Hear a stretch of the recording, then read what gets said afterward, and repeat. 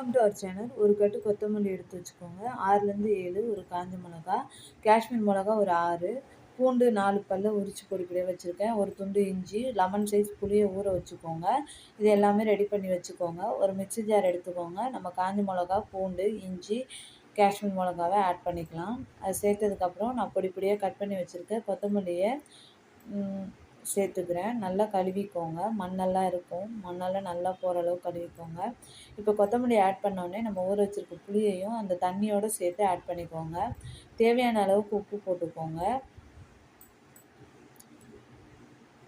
உப்பு போட்டுட்டு நல்லா மிக்ஸ் பண்ணி விட்டுக்கோங்க.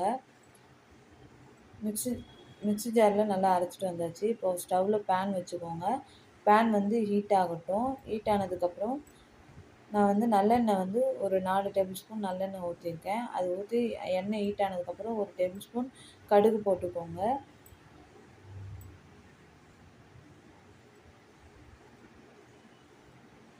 கடுகு போட்டு ஒரு கொத்து கருவேப்பிலை ஆட் பண்ணிக்கோங்க. இப்போ நம்ம அரைச்சி வச்சுருக்க அந்த விழுதை ஆட் பண்ணிக்கலாம்.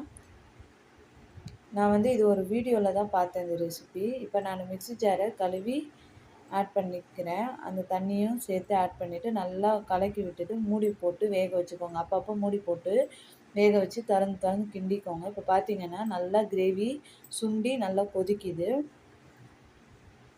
மேலே பார்த்தீங்கன்னா எண்ணெய் நல்லா திரண்டு வந்துடுச்சு. இந்த ஸ்டேஜில் கொஞ்சமாக வெல்லம் ஆட் பண்ணிக்கோங்க. வெல்லம் ஆட் பண்ணிவிட்டு ஒரு கொதி வந்த உடனே ஆஃப் பண்ணிடணும்.